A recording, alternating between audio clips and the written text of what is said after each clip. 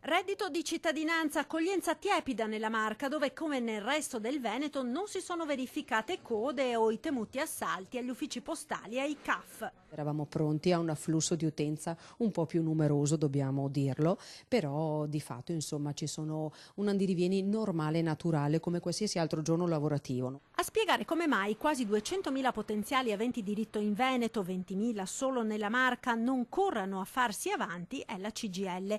Il vero problema, specificano dal sindacato, è costituito dalla necessità di presentare l'ISEE aggiornato ed è proprio su questo che si stanno registrando tante domande in coda per l'appuntamento. Di fatto li fissiamo anche su aprile perché chiaramente cerchiamo di dare naturalmente priorità a coloro i quali hanno già l'ISEE pronto e devono fare la domanda. Tutti coloro i quali ancora non hanno l'ISEE ricevono tranquillamente un appuntamento, una volta fatto l'ISEE faranno anche la domanda per il reddito di cittadinanza. Il viavai di persone agli sportelli, pur non consistente come si temeva, è comunque costante, soprattutto da parte di chi vuole verificare se sussistano tutti i requisiti per poter accedere al reddito. Sì, ho 5.800 ISEE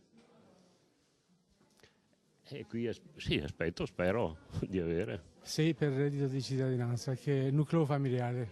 Per ISEE, ecco, ISEE, modello ISEE. Spera di ottenerlo?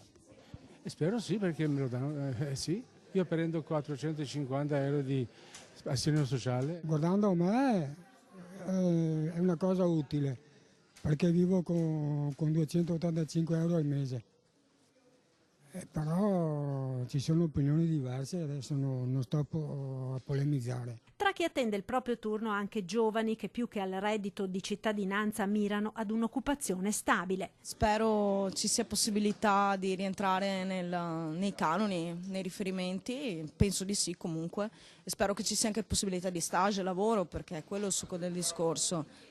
Preferirebbe un lavoro? Chiaro, ovvio, vengo da un diploma di elettronica e telecomunicazioni, mi piace impegnarmi, non è da me insomma, infatti non sono qui molto volentieri. Da quant'è che è senza lavoro? Io adesso da 3 mesi, non è tanto, però sono 3 mesi senza soldi e quindi ho le bollette che sono in arretrato e tra un po' mi staccano la luce.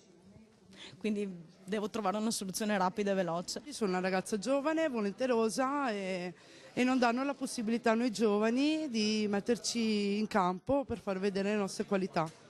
Ed è una cosa molto triste. Per il momento si prova a fare il reddito di cittadinanza, poi ben venga, se c'è offerte, proposte, volentieri. L'ultima volta che ha lavorato? L'ultima volta è stato 3 mesi fa.